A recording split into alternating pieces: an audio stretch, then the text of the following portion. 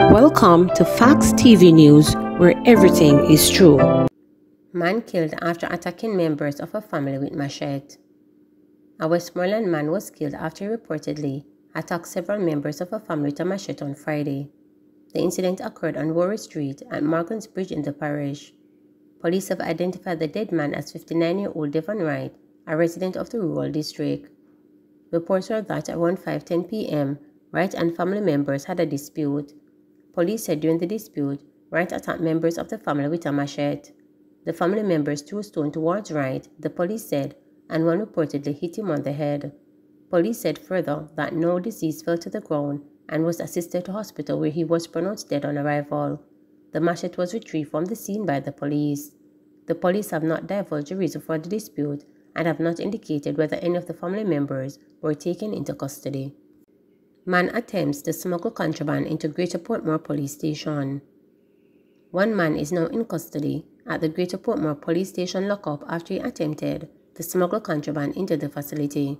Reports are that a team of police officers was carrying out regular patrol of the compound around 2 o'clock Saturday morning when they accosted a man dressed in full black shirt and pants, wearing a mask and red sneakers.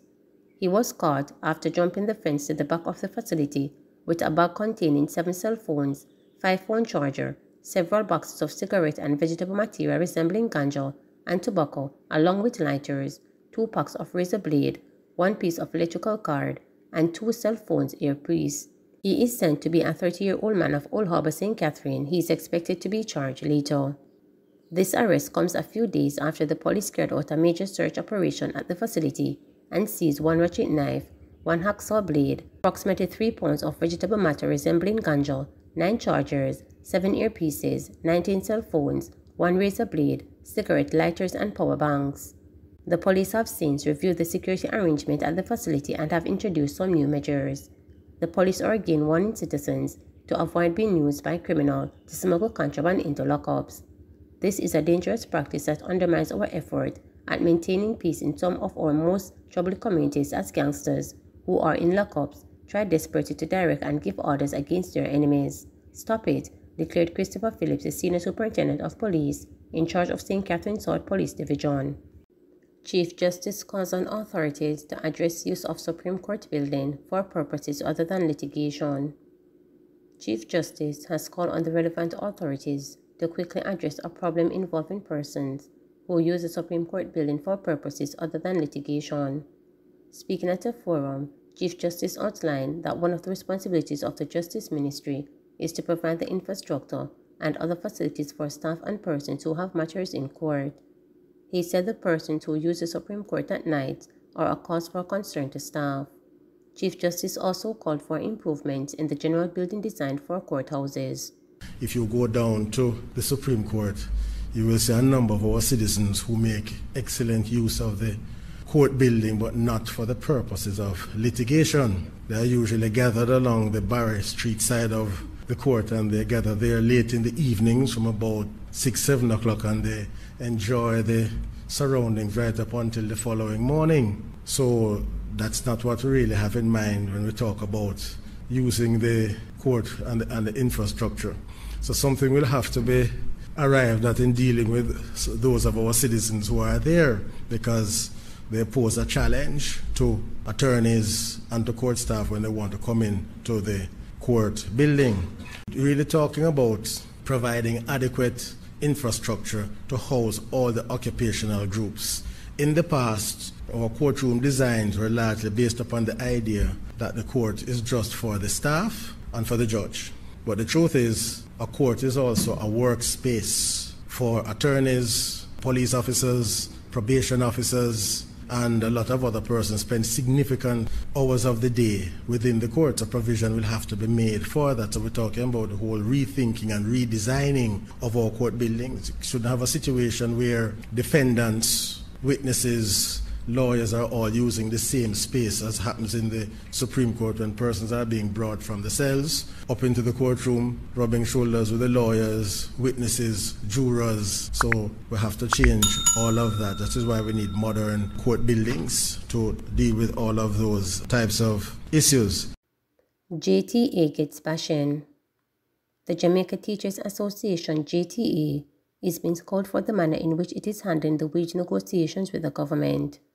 Following multiple teachers sit-in, sick-outs and protests last week, Maureen Seymour, former executive director of Kingston Restoration Company and chairman of the Board of Governors of Central Branch Primary School, said the JTA continues to shoot itself in the foot by not having a clear and entwangling voice of command amid its demand. I've been looking at it. The difficulty I have is that the tail looks like it is a waggling dog. The JTA must lead with clarity, Seymour told reporters. It rotates and then the thing rocks back in the indiscipline all the way back to the students. Teachers go on strike and the students are on the street running up and down the place. It can't work so. I am calling for a strong JTA leadership, one that is definitely about what they are doing. What I see now is a weakness all around, he stated. 2 Fridays ago, teachers at St. Elizabeth Technical High School staged a protest, accusing the JTA of poorly lobbying on their behalf in the wage negotiations with the government. The protest spread last Monday to B.B. Cook and Magate High School, both in St. Elizabeth. By Tuesday, teachers all other schools across the country joined the action, most dressed in black and staged in sit-ins. Some protests in front of the Minister of Finance building in Kingston. Reporters understand that there were several virtual consultations on Saturday with teachers aimed at providing an update on the government's latest salary offer. In the old days, the leadership of the JTA spoke with clarity and authority, and one could understand where they were. Up to this point, I'm not sure I understand what they are about. Their position is not clear, and in fact, what happened this last week, I saw individuals unite across the country striking, Seymour told reporters. Admittedly, he said the JTA does not have a case, but was adamant that the said case haven't been clearly articulated for the wider population. And so that's a difficulty. I haven't seen it, and I think that this is a difficulty that everybody has. We can all negotiate for more, but we must be clear about what it is we're negotiating for. One of Seymour's main contention is that when it comes to the association, every teacher cannot be championing individual causes. That's why they have an organization called the JTA. What I saw last week was that every school was leading. That's a difficulty. If they were clear, then the government could respond and say, it's possible or no, it's not possible, but you cannot respond to nothing, Seymour said. Last month, the Finance and Public Service Dr. Nigel Clark told reporters that the total retroactive compensation provided for teachers in the third and fourth supplementary estimate is approximately $12 billion.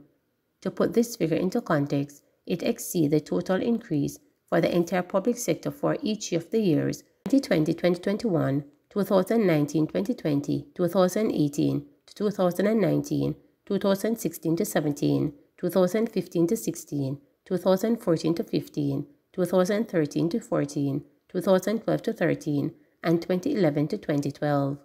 In fact, the increase to teachers over this public sector reconstructing exercise exceeds the aggregated combined increase to teachers over the last 10 years, Dr. Clark said.